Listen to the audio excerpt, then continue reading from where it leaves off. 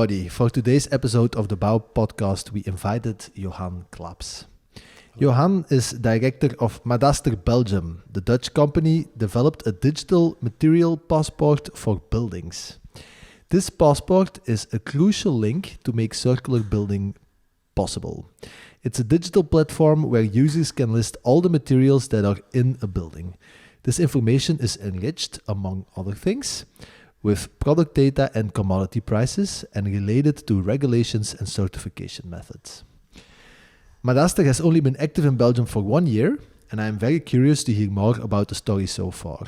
So without any further ado, welcome Johan, how are you doing? Hi, thank you for inviting me.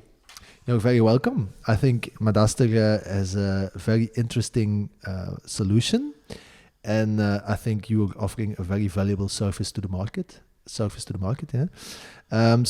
maybe we start at the beginning.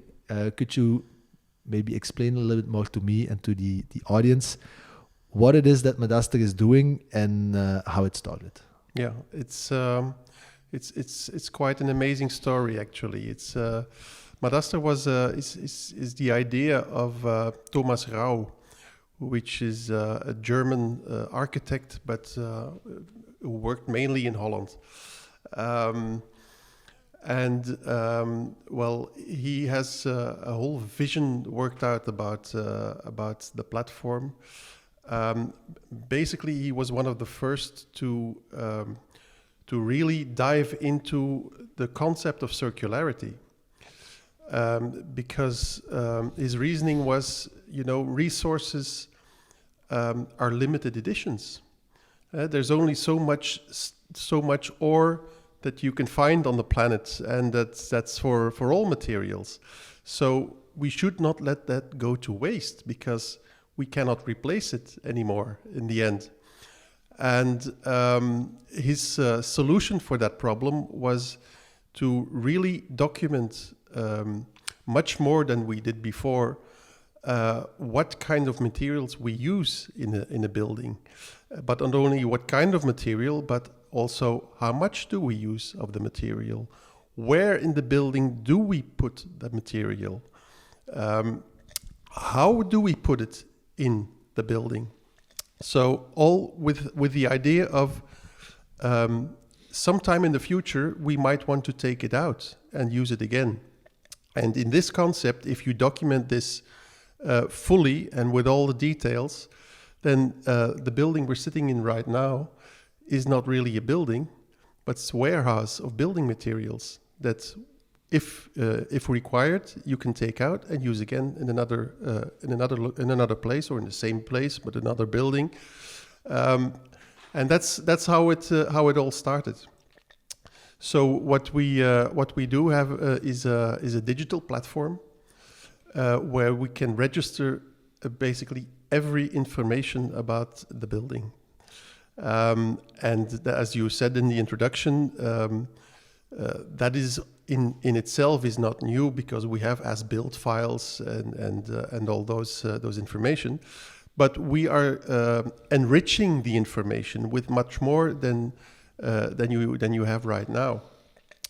So we include information about carbon, for example, but also about detachability. How are the materials used in the building? Because that's one of the main problems to dissolve all the materials if you don't know how they're attached one to another, and that makes a big difference, and so on and so on. So we have information on the value of the materials, on toxicity, on circularity, and then in the end, with all that information combined, we score the building.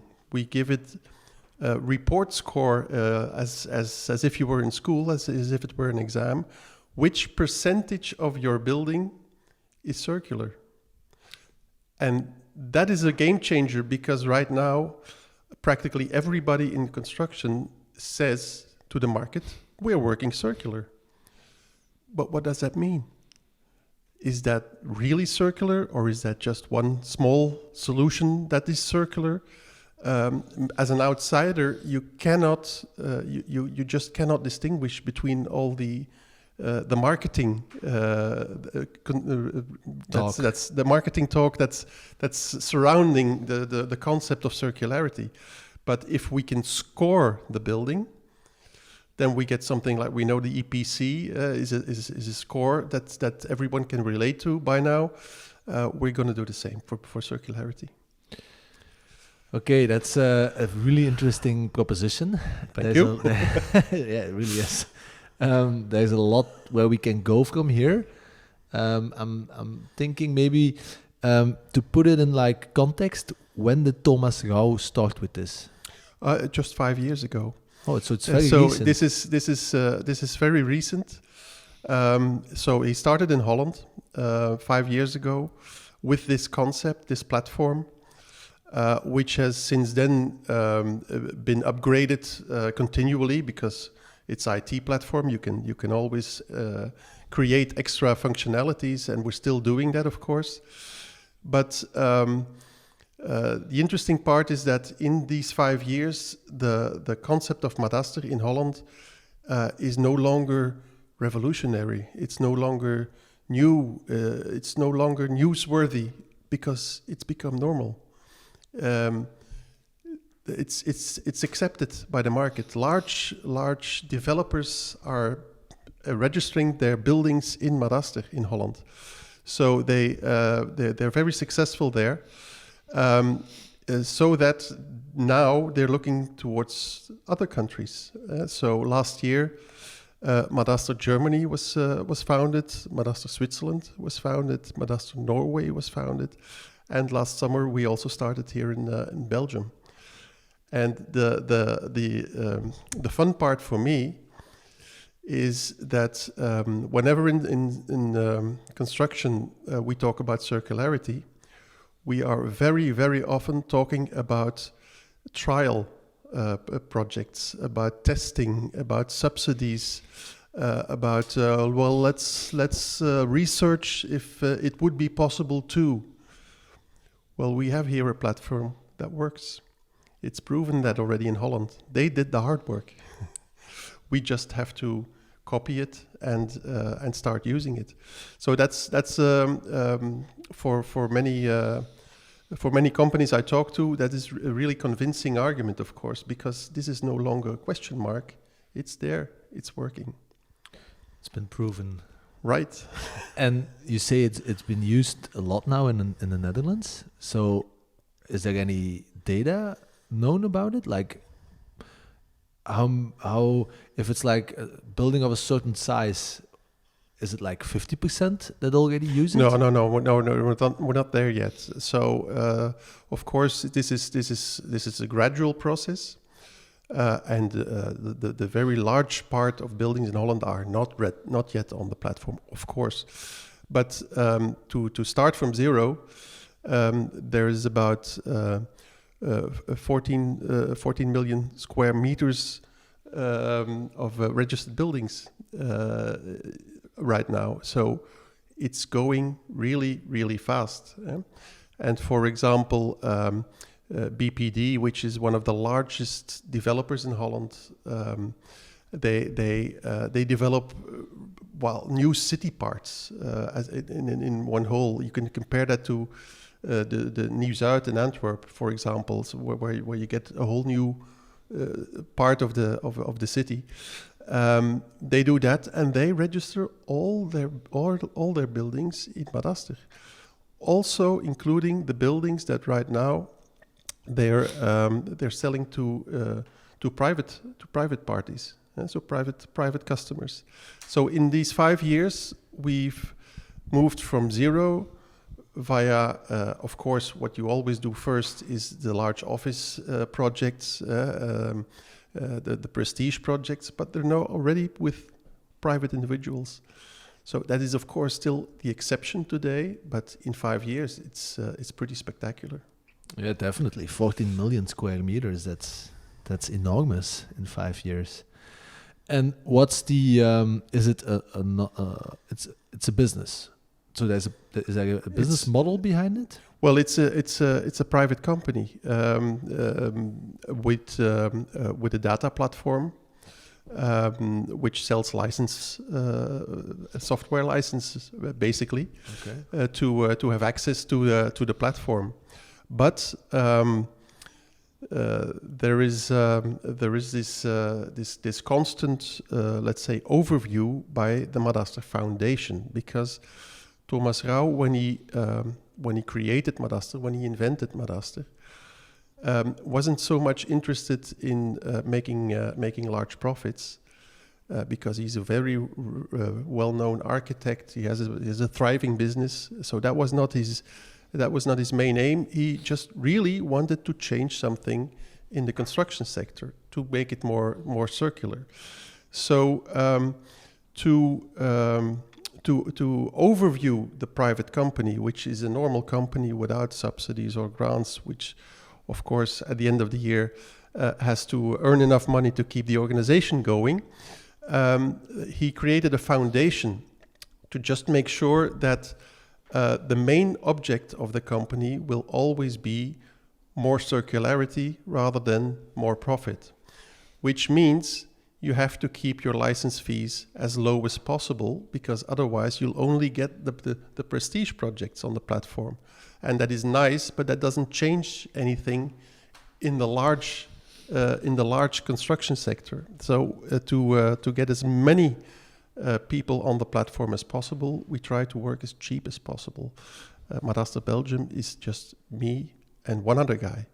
We're low cost because we want to keep the rates as low as possible.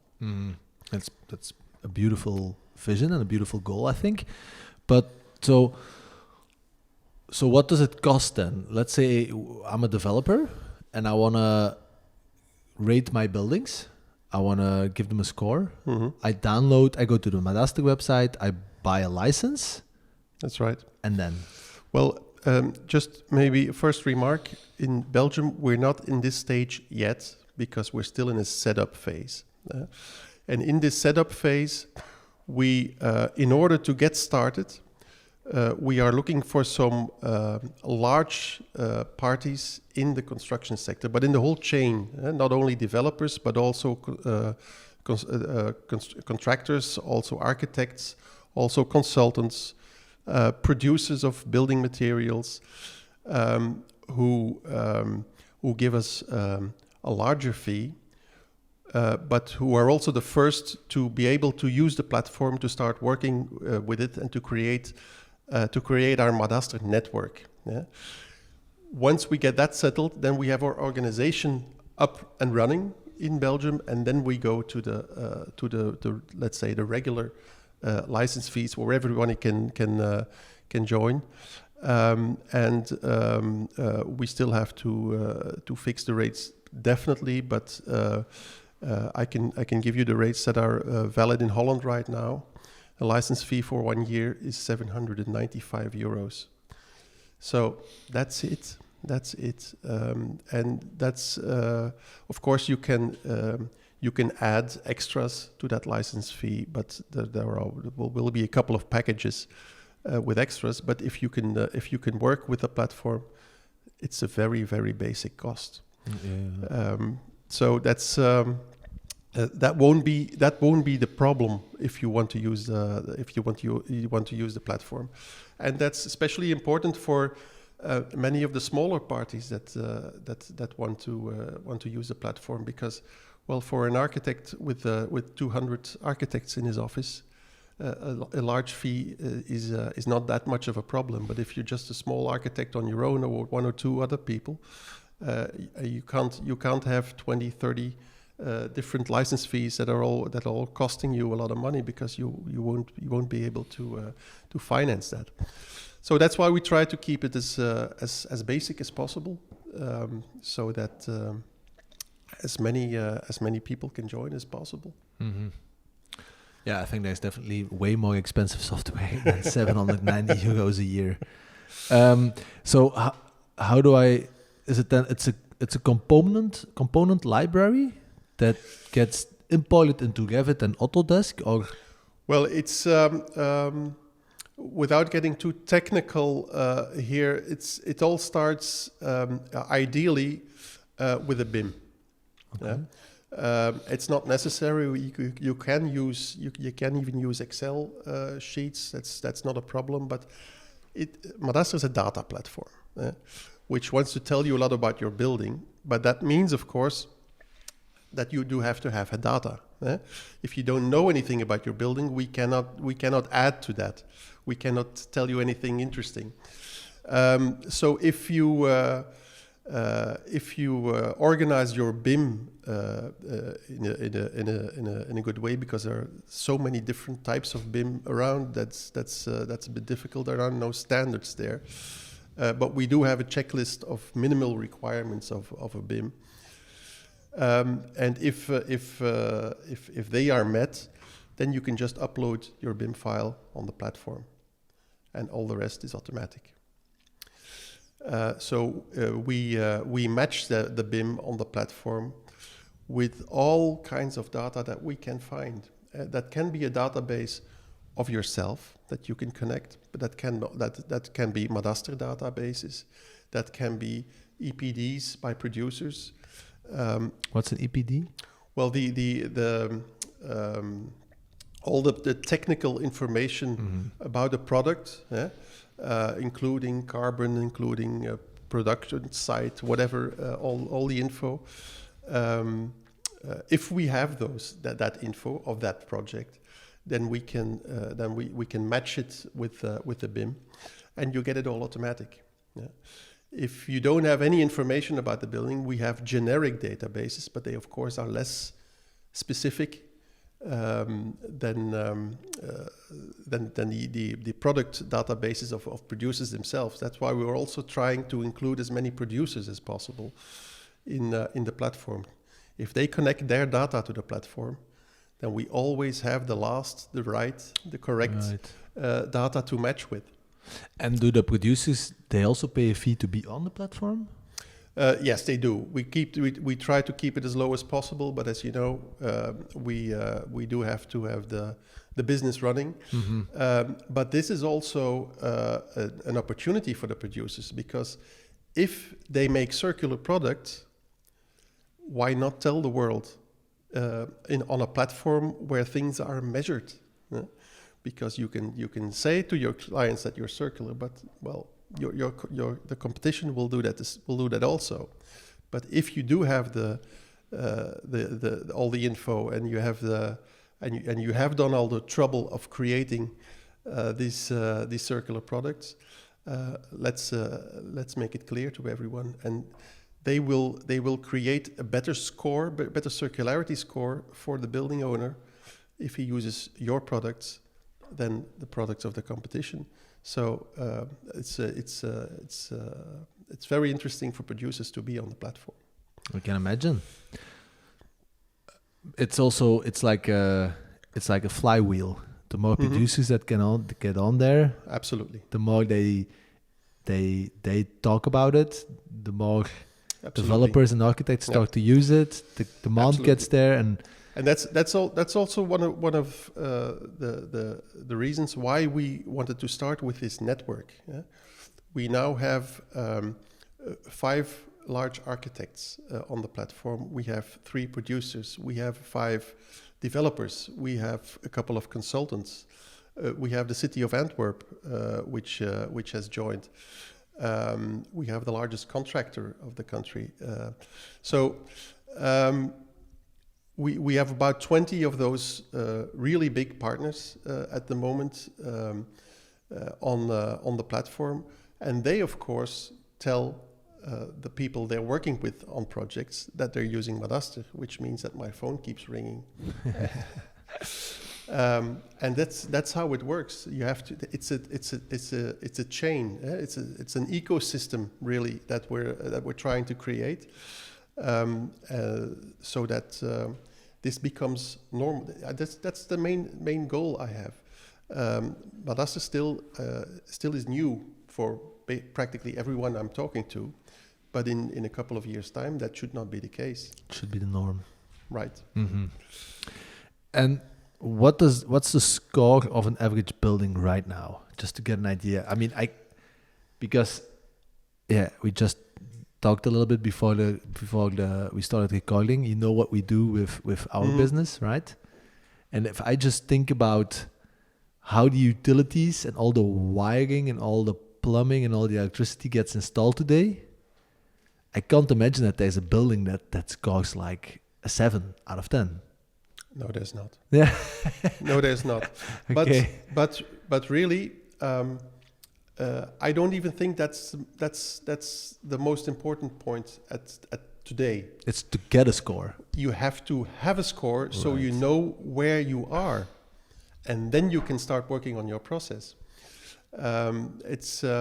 I always compare to students. I have three children at my home. They always tell me they work hard in school.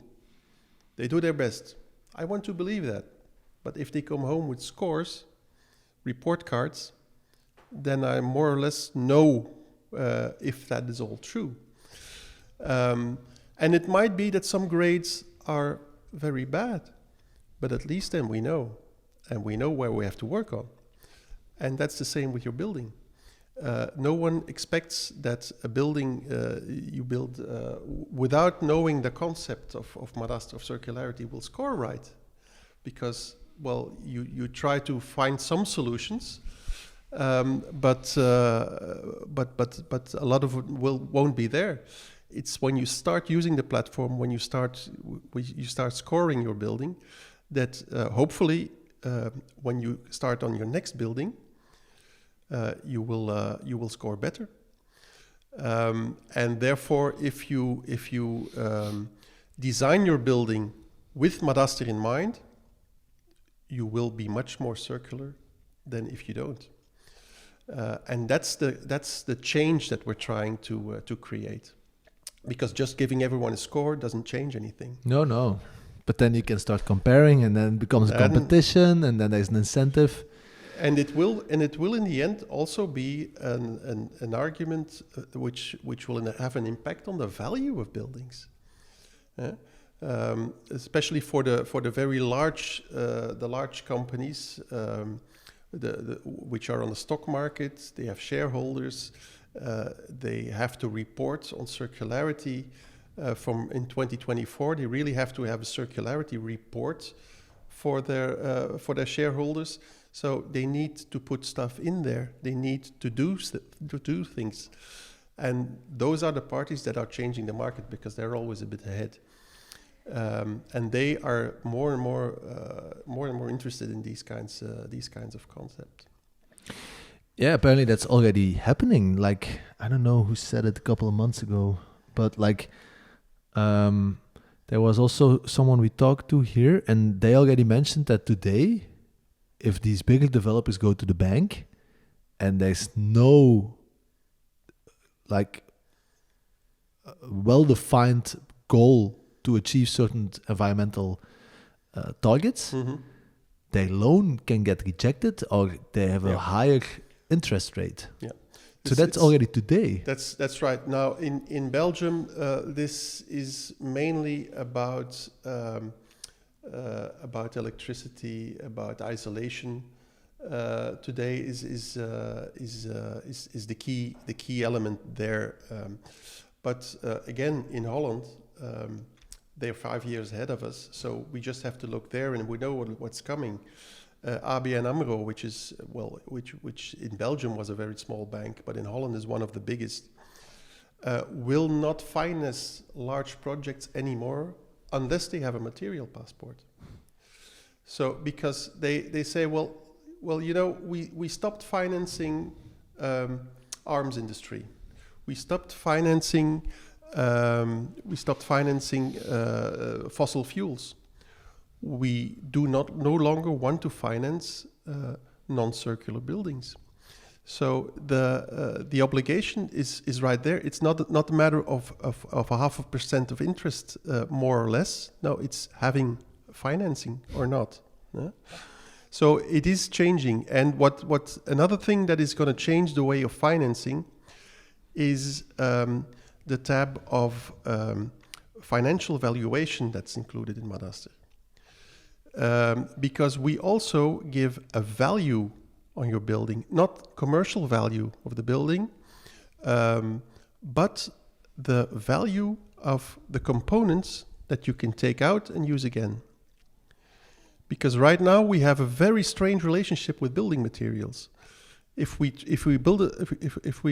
construct a building, we try to get the materials as cheap as possible, of course. But once the building is finished, the materials themselves do not longer have any value. It doesn't matter. You just have the commercial value of the building. But if we can prove by using Madaster that let's say in 25, 30 years, at the end of the life phase of the building, that we still have an amount X that's certain to be there in the form of materials, with even correction for taking it out, for the work of taking it out, then that becomes an asset. Mm-hmm. We now have two values. We have one for the terrain and one for the construction, but there will be a middle category. Materials, reusable materials, and that's going to change the whole way of financing buildings. Because if that is the case, we're not there yet. But it's no science fiction either. If we get there, it will be impossible to be competitive without having a material passport. So yeah, because a bank will also start to see those assets as like something that they can take back in case it goes bad. Absolutely. Wow, that's a real game changer. That's what we're trying to do. And the development of this platform is all in the Netherlands? Yes, that's it's all done in Holland. We have our own team there of about 10 people who continually work on the platform, because this is that's the fantastic thing, but also the terrible thing about IT. You have to keep working on it. But it's the possibilities are endless. So we try to keep on top of every development and continually expand all the possibilities. Where the main problem at the moment is not the functionalities of the platform, because that really working well, but just finding the data. The input. You need finding the data, because many producers do not release their data. They keep it as their secret, because they invented a product that they say is circular. They have someone testifying that it is, but they don't want to share all the components with the world. So that's there. Many producers today do not have certifications for their materials, so they can tell you that it's circular, but they cannot prove it. So if that is the main challenge that we still have. That's to find all the relevant data to connect to your building.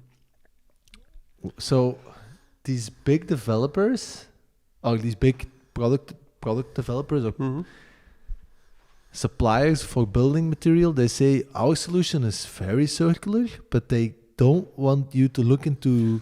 Well, it's of course it's a whole certification process, which also costs a lot of money for the producers. So as long as this is not obligatory, many of them don't do that.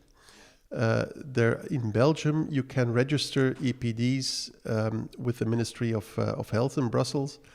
And they have a list. You can check that online. It's accessible. There's about 100 products in there.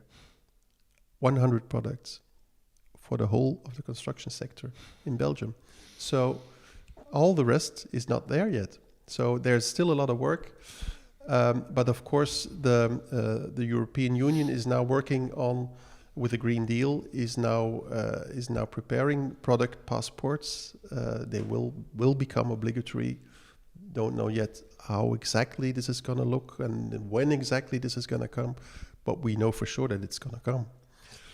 And that's why also the material passports for the buildings, they will be common in a couple of years, because you'll have to have them. The new government in Germany will introduce a mandatory material passport for buildings. In Holland, it will be introduced, and even here in Belgium, the new tender for the VAC, the new building in Antwerp for the Flemish administration. If you want to engage in a tender, you need to have a material passport. You need to prove what you put in the building, even if it's not mandatory yet by legislation. The owner of the building, which is the government, requires you to use it. So it's all there. It's all coming, and it's not coming in 5 or 10 years. It's coming tomorrow. But I can imagine from a government perspective, they're also very happy about this. But because look what's been going on last couple of years with all this asbestos in these buildings, and I mean, it's not a government building, but the KBC-toren here in Antwerp, there was a huge issue. They found, of course, we were back when we started our business, we were installed KBC, and then after a couple of months, we needed to leave the building because they found asbestos. Yeah, if all these buildings have these passports, and we identified something in the future, you can easily remove it. That's one of the main. That's a very good remark. When asbestos was first used, people didn't know there was a problem with asbestos. It's more nuanced than that, because Eternit did know from a certain point on that it wasn't okay, but they continued to produce it. But if they would have had material passports back then, at least you would know where the asbestos is. You know where the problem is. You also know how much of the problem there is and how the problem is included in the building. Yeah? Maybe in 10 or 20 years' time, we will come to the conclusion that this is just a fictional example, because I don't want to scare anybody, but aluminum windows are very toxic. Well, if you know where you use aluminum, then it's much easier to solve the problem than if you have to start looking for it. So at least documenting everything perfectly will give you all the options later for what you use. Because also for deconstruction of a building, we think with the techniques that are available now, but in 20 or 30 years' time, I hope, techniques will evolve, and we will be able to do much more in deconstruction than we can do now.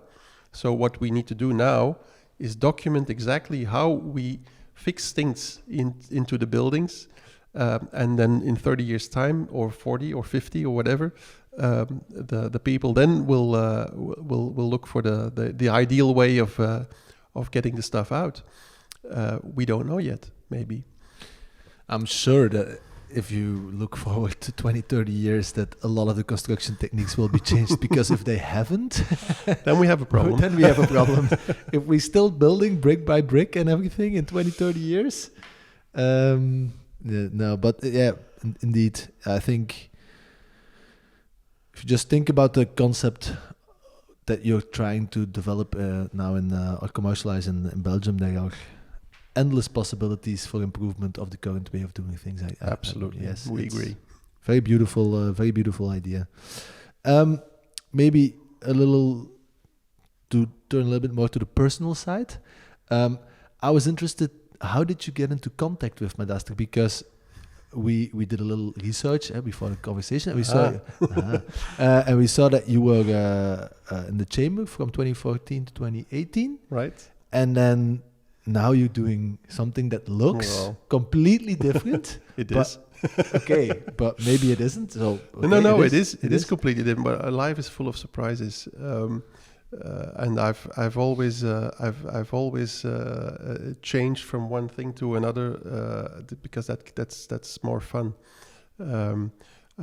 As a student, I actually am a translator. Yeah? I had translation studies here in Antwerp. Which languages? English and Italian. That explains the good English. Okay. Well, it's a bit rusty, but it's still fine. My Italian is worse. My Italian is the worst.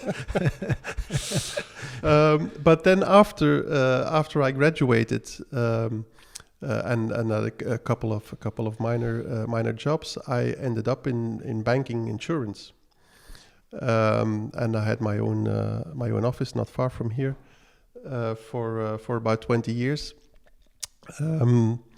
But slowly I got interested in this guy I met. Wasn't popular at the time, but his name was Bart de Wever. And I went to a meeting where he did a talk.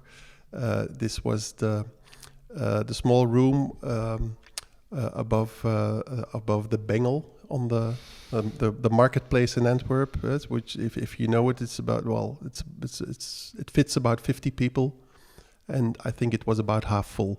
No? This was 2002 or 2003. And he hooked me. He was very convincing.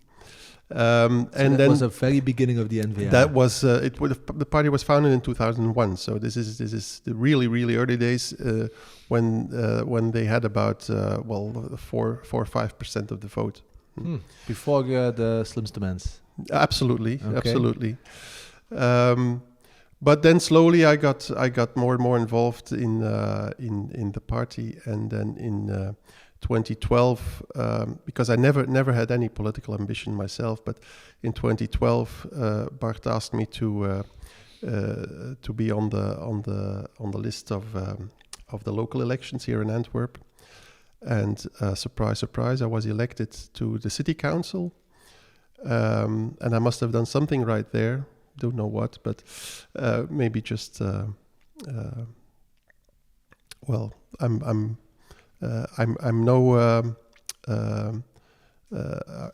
never worked for large audiences. I didn't want to be in a newspaper every day. I didn't want to be on television every day. But I just want to fix things. And then he asked me to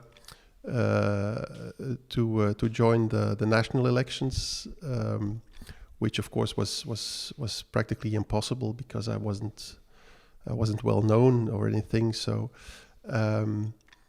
he put me on the list anyway. And when Jan Bon became Minister of Interior, I replaced him in the federal parliament until the famous Marrakesh discussion when NVA left the government. So I was there for a couple of years. Working in the finance committee in the economics committee, so touched upon all kinds of economic files. So I've, let's say, a broad knowledge of our economy and everything related. But when this mandate ended at the end of 2018, I had to reinvent myself because, I was out of a job basically at that time. And I started working on a problem that many people had talked to me about, which is getting permits, building permits. It's becoming increasingly difficult. Especially for larger projects to get a building permit. There's always something problem. It's either traffic or it's the neighbors or you want to build 7 stories and you can only build 4, and so on and so on. So there's all kinds of problems. And because of course I knew, let's say, the way that politics works, and from being in the city council I also know how the administration works. That's often already part of the solution. Just knowing how someone else is looking at your problem, and then thinking out of the box and answering to the remarks that are there. It's not lobbying, because that doesn't work anymore. That's the impression I certainly do not want to make. But just looking from the outside at this process between parties who sometimes have been arguing about a project for 2 or 3 years without making any progress, and trying to find other solutions there. And in doing that, for one of the larger customers, we came upon this tender by Flanders for the administrative building, which said you need a material passport. So wait, I'm going to interrupt you a little bit here. So that's a service you started, like to help big developers mitigate really complex files for building permits. I didn't start it myself. I joined my former colleague Rob van der Velde, who was vice mayor in Antwerp for building permits. So who knows who knows this even much better than myself. But he had started it, had so many questions, so many customers. He just didn't have enough time, and he asked me to join him because, of course, we'd known each other for several years. So that's how we started this process. And Rob is still doing that. I have increasingly less time to help him because I'm practically full time on Madaster now. But I must say, I mean, we are a very small organization, also trying to make a difference in the construction market, and it's almost a thing that gets also in these conversations that we do once a month. It's a thing that almost gets mentioned every single time, and I think in Antwerp, because we are in conversations with people in Brussels, but in Antwerp, it seems to be better managed. I don't know if it's because of these organizations that exist, like the work that you've done, but if I look, and we have projects in Brussels, we're doing one right now in the Kortenberglaan, 100 meters of the European Parliament, and if I hear the stories from the developers in Brussels, it's also for us, it's such a frustrating issue, because we are directly linked as a startup who installs these to the decisions that these organizations, these city council members make, and especially the time that they take to make these decisions. And it's such an issue. That is a big issue, and I don't want to start comparing cities or make political statements, because there's two projects that are very difficult to compare, because there's always something different. But it's basically it's difficult everywhere. In some places it's even worse. But it's never easy anymore, because there's so many people living together. There aren't too many project grounds available. There's always neighbors. We already have a lot of traffic issues. So if you want to build extra, that creates extra traffic. So there are a very large number of reasons not to do a project. There are at least as many reasons to do the projects, because we need more housing. People cannot afford the rent anymore, because the rent goes up. Why does the rent go up? Because it's demand. There's more demand than there are apartments. So that's basic economics. Prices will continue to go up if we don't start building more. We need to build higher because we need to conserve. We need to conserve nature. We need to conserve the space. We cannot build everywhere, but if we build, we need to build higher. It's to me, this is simple. I know. Of course, in reality, it's never simple. But also being in a city council, you of course always hear the complaints from neighboring people to projects. But everyone says, well, you have to keep the open spaces open, and I agree 100%. But if there's more people coming to live in the city and you want to keep the open spaces open, you need to build higher. And everyone agrees to that until you want to build a high building next to them. And I understand that. I understand all the issues there, but I think we have to make some logical decisions there. It's one way or the other. When I was in primary school, we learned that there were 5 billion people on the earth.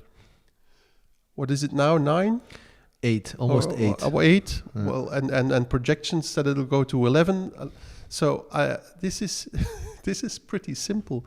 We need to build, but we need to build in a way that if society changes or requirements change, that we can change the buildings or either deconstruct the buildings without having all this waste. So the circle to Madaster is back there. We did these calculations, so it's also how Bao started. So Axel and I, my co-founder, we were studying at the Antwerp Management School, Mm-hmm. and we were studying innovation and entrepreneurship. And we got the opportunity to do an innovation challenge inside an existing business or pitch an idea for a business. Mm-hmm. And we wanted to do something that solved real world issues in a business format, because we thought that's the best way to scale. Mm-hmm. And then the exact example that you give, so we saw they are moving 2.5 billion people from rural to urban areas in 30 years' time. 30 years. Mm-hmm. And then we saw that the average family size is becoming around 2.5 people a family. So there will need to be 1 billion new homes in 30 years' time, Mm-hmm. just in the cities. And then we calculated that's a little bit less, or a little bit, it's 92,870 something buildings every single day, Mm-hmm. globally. And we looked at that and we were like, holy, yeah. And we just, whoa, what, how are you going to do this? It's insane. Mm-hmm. And they need to be more affordable and they need to be more sustainable. And that's, Easy peasy. yeah, yeah. It's yeah. That's indeed how we also started it. Yeah. So And then you also identified this, and then you ran into Madaster. yes, and that just doing this consultancy business, we came upon this requirement, building material passport. So we started looking up how to fulfill this obligation. And my colleague Rob, when he was vice mayor, already had Thomas Rauw have a presentation on material passports in something like 2017 or something, when Madaster was starting. So he said, "Well, that's okay. I know this. It's okay because I know where to get this." And we contacted Madaster and told them, "Well, we want to use your passport, but we can only find a Dutch website. Where are you guys?" And they said, "Well, for the moment, we're still only in Holland." But we plan on expanding now to different countries, but we cannot do that ourselves. We have to have someone local doing that for us, because construction markets are different in every country. Holland is not Belgium, Belgium is not Germany, and so on and so on. So they said the only possible way to success is having someone local who knows, who has his contacts, who knows the business. Don't you? Maybe you guys can look for someone for us to do this. So we said, well, okay, we'll start looking around. But in order to start looking around, I of course started to read up on Madaster. What is this actually? What am I gonna look someone for? And the more I read about this, the more I just convinced myself that this is so much fun. I think I'm going to do this myself. And that's basically how it started, because that is important. If you introduce a new concept on the market, you cannot be linked to one of the large parties.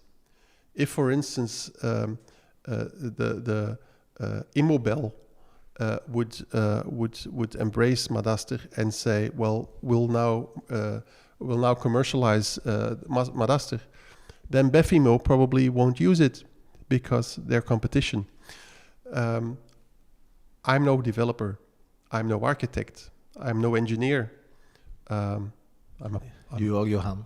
I'm Johan, and I can tell a story. Yeah.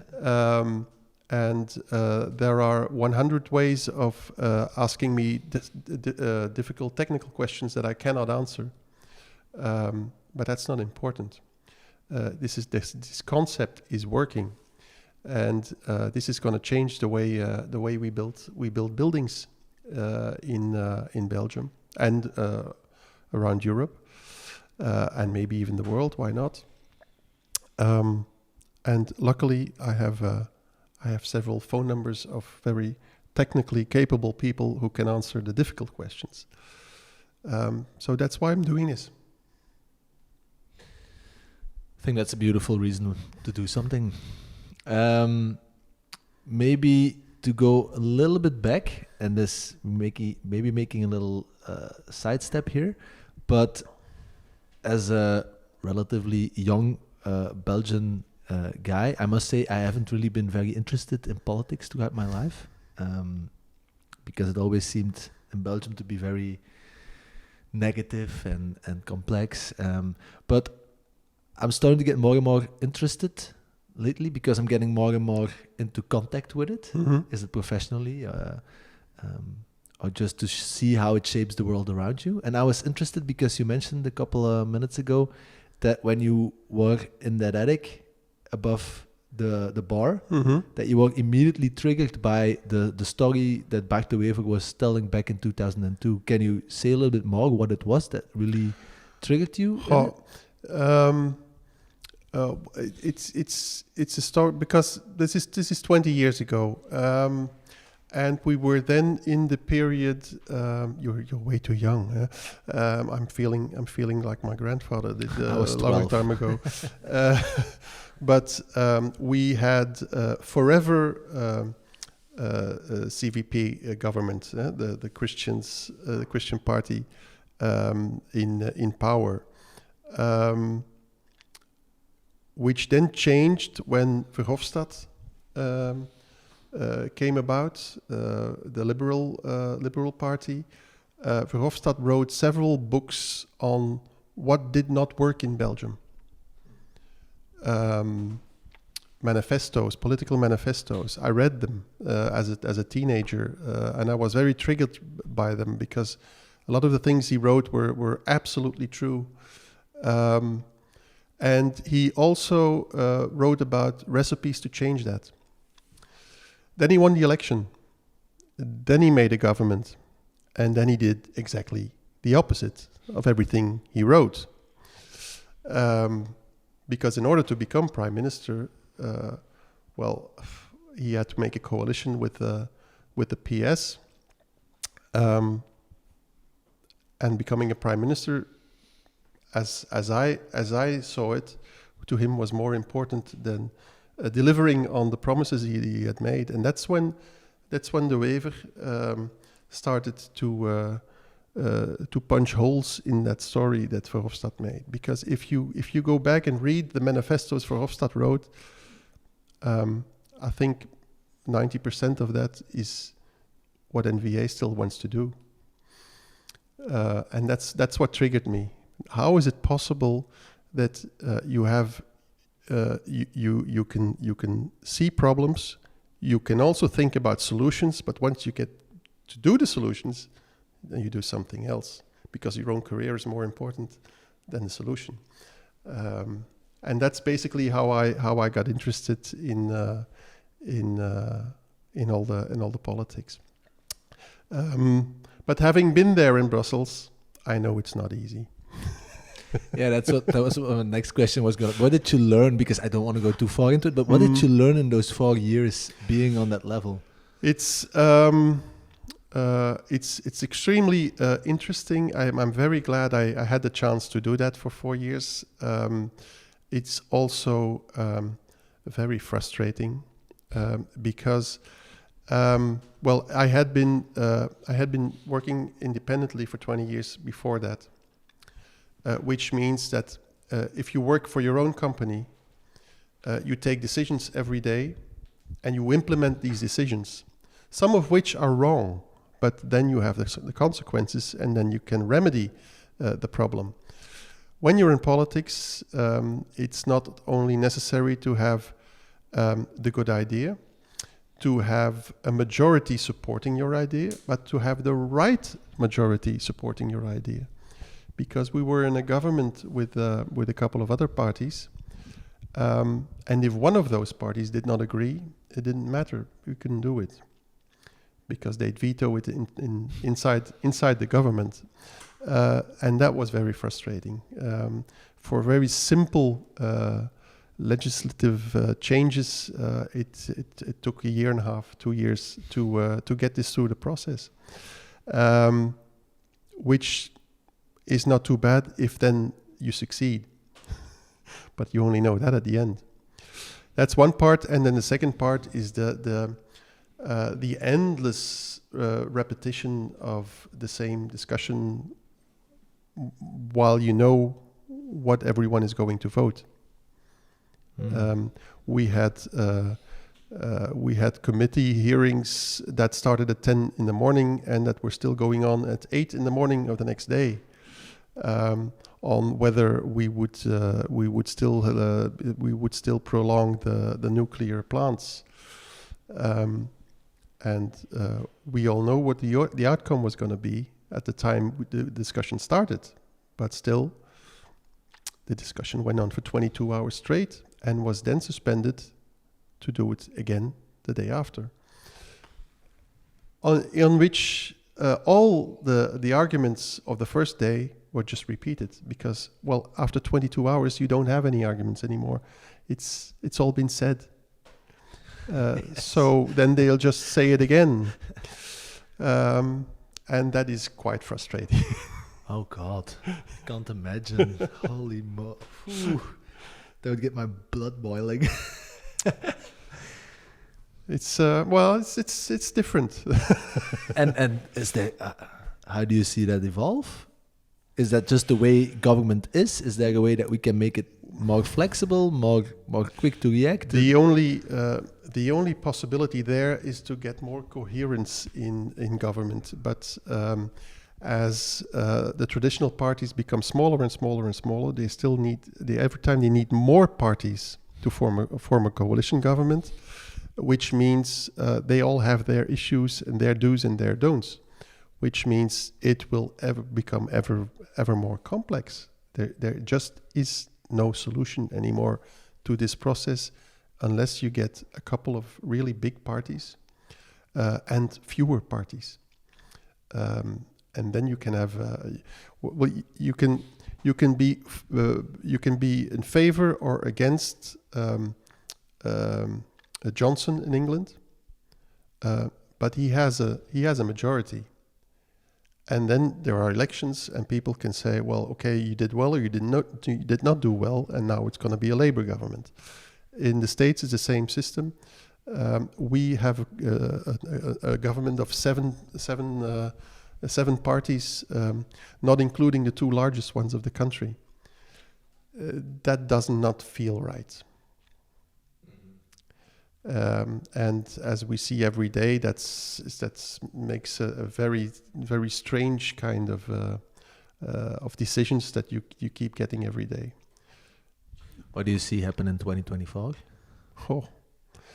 I'm not Madame Soleil, and in politics, a week is a long time. Yeah, that's true. So there's so much that can happen.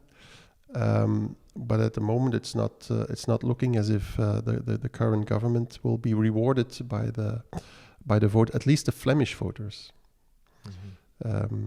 because the Wallonia is totally different politically, which just adds to the problem. An extra layer of complexity on top of it all. Absolutely. Try explaining Belgian government to someone from outside Belgium. Doesn't work. I've tried. It's after 5 minutes they look at you like it's impossible. What? Yeah, it's crazy.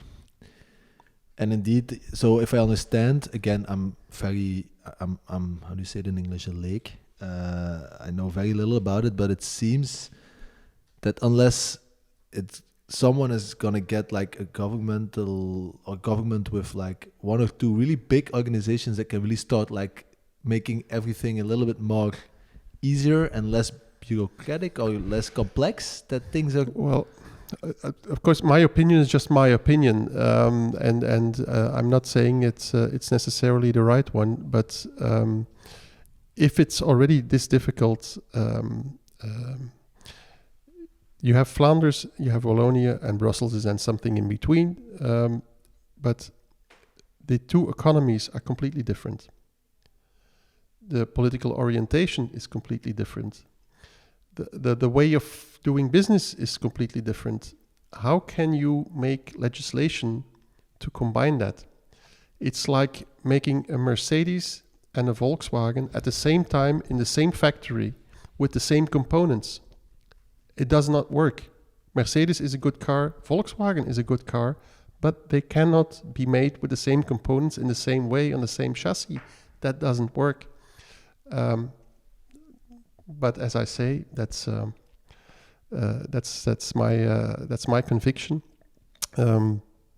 I can't really see this working. Mm-hmm. Okay, very interesting. Maybe to start rounding it off, because I want to respect your time, Johan. We always finish with a couple of more personal questions, but before I get to that front, maybe a final question.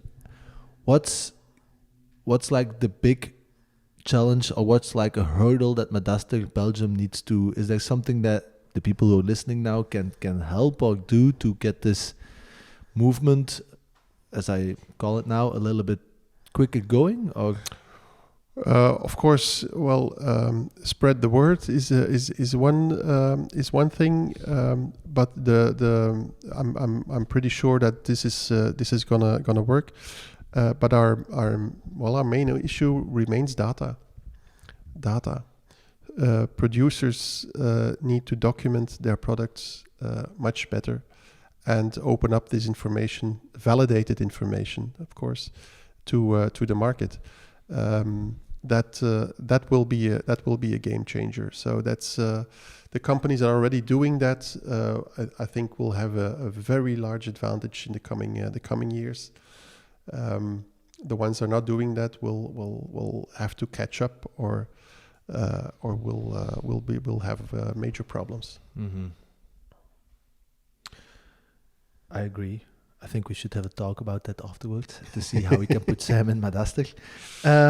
All right, maybe to finish this round one. If you could have a drink with anybody, dead or alive, who would it be? Drink or dinner or... Oh, wow.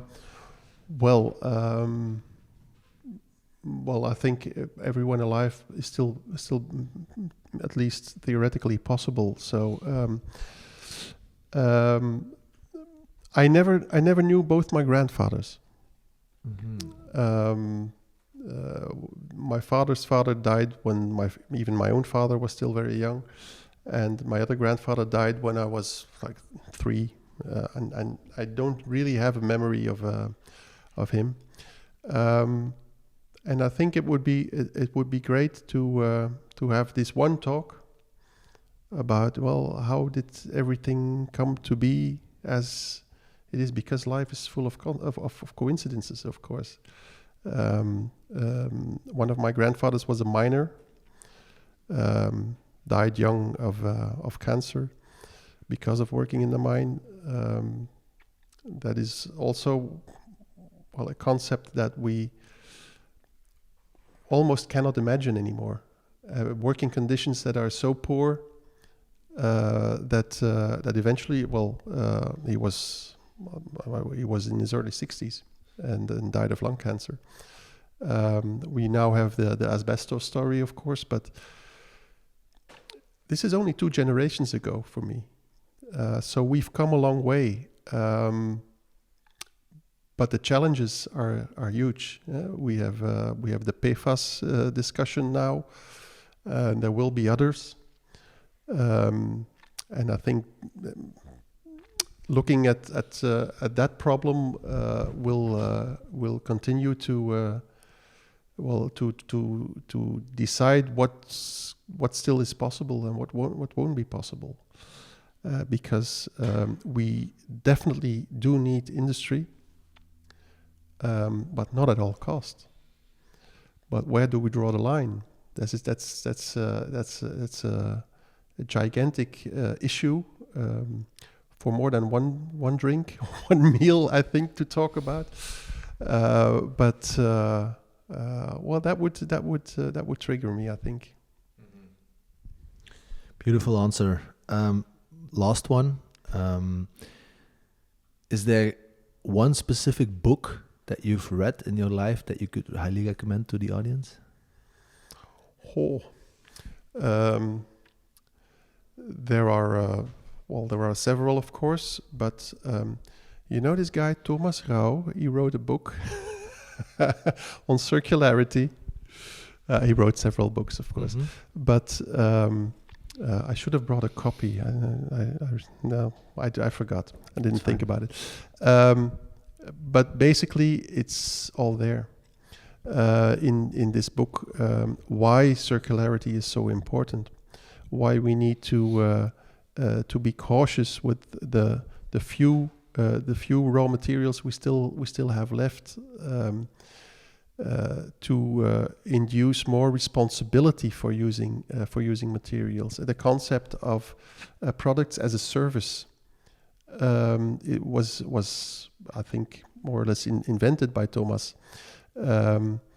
If you buy a lamp and it's broken, you toss it away. But if Philips installs your lamps and if they break, they have to come and take them back and make new lamps out of them, then you know what? Those lamps will last longer. They will. And that is a concept that I think in the future will be more and more common.